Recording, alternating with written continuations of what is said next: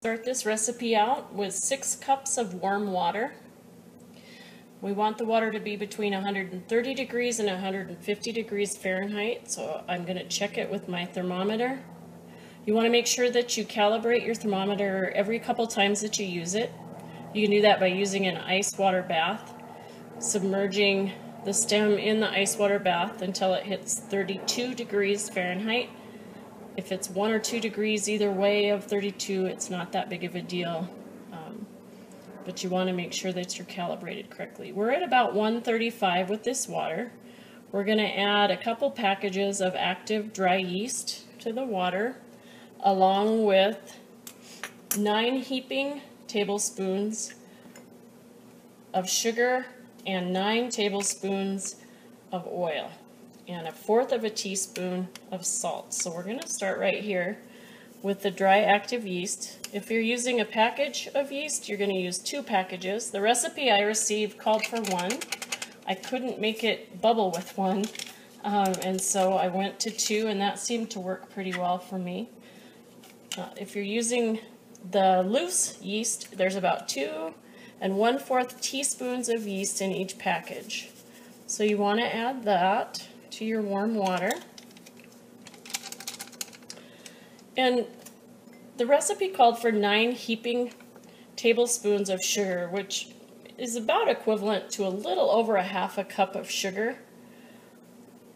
There are 16 tablespoons in a cup, so it's just over 1/2 cup of sugar. We're going to add that in.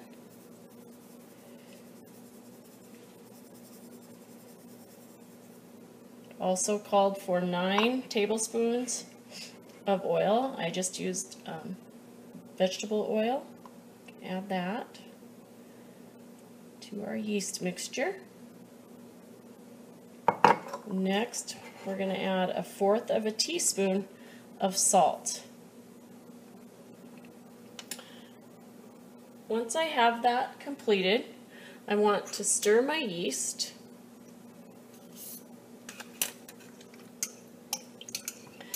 And then I want to set my timer for 15 minutes. Let it set for 15 minutes. And then I'll check it, and it should be bubbly.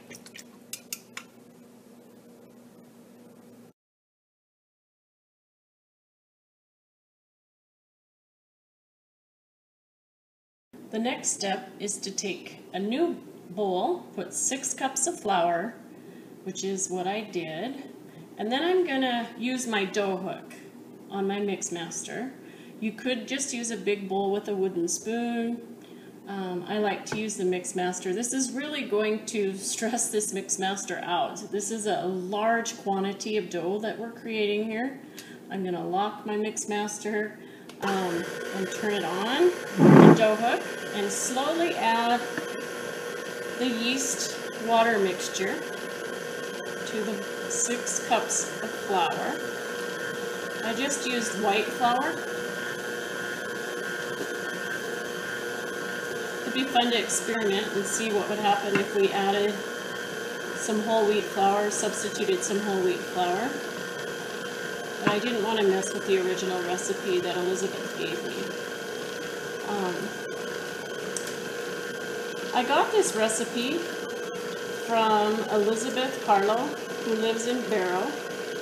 She was posting on Facebook one day that she was making Eskimo donuts, and I asked if she would kindly share the recipe, which she did.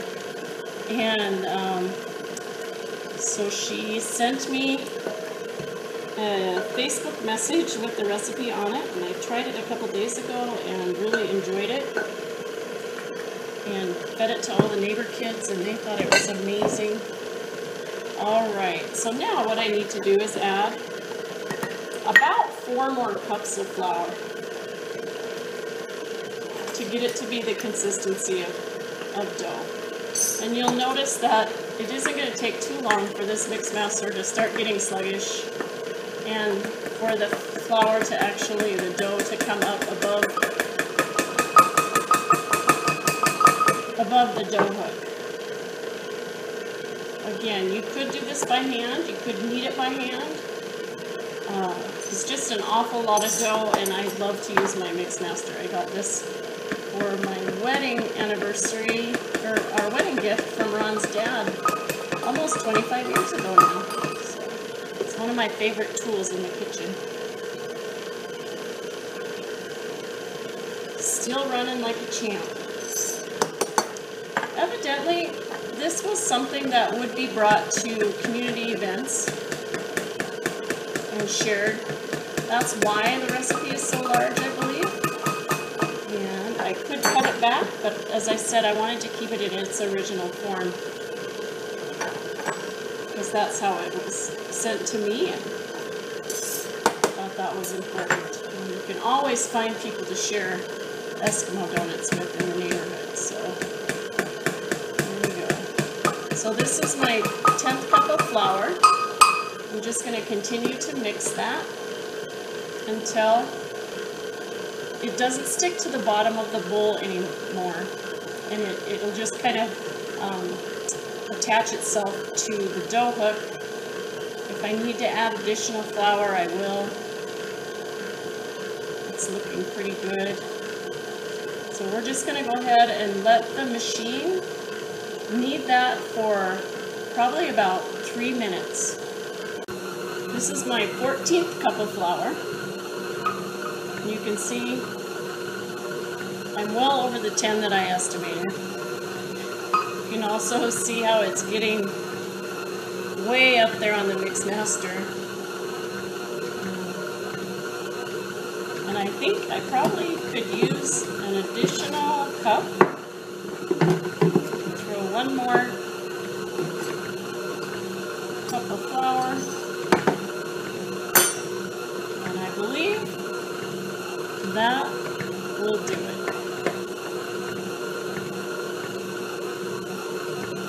Next, I spray my large bowl with cooking spray, and I'll place the dough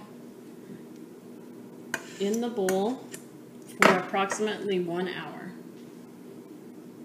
We'll let this dough set for an hour. The yeast will help it to rise till it's almost over the top of the bowl, or is over the top of the bowl. It also helps to relax the gluten, which makes it easier to shape into the discs that we'll be doing next.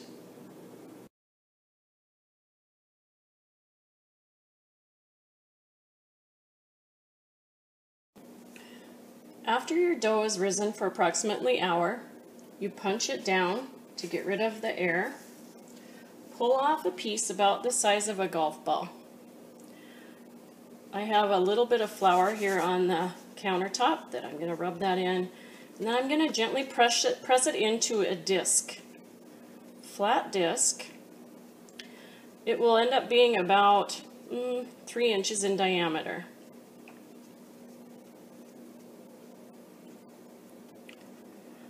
Next thing I want to do is to poke small holes with my finger around the outside of the flour disc.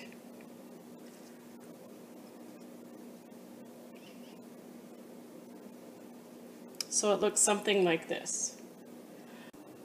When you're finished forming your dough, you're going to use your tongs and gently place the donut in medium hot vegetable oil in a cast iron pan on the stove. There's about a 1/2 inch to 3/4 inch of oil in the bottom of this skillet. I like to cook it for about 30 seconds, maybe 45 seconds on each side until it gets golden brown. And then using the tongs, I'll reach in and flip it and cook the other side. You want to be really careful when you're cooking over a pan like this with hot oil that you don't get splattered, because those grease burns hurt. Let's check this. That looks about right. I'm going to flip it over. The other thing I like to encourage people to do is to use that back burner rather than the front burner to help reduce splattering, as well as it also keeps the handle of the skillet out of the lane of traffic, and there's less chance that someone will walk into it and possibly spill it. I think that's done. Eskimo donuts can be served either savory or sweet, however you like it. I'm going to take the donut out, kind of shake off any excess oil that I can, and place it on a paper towel.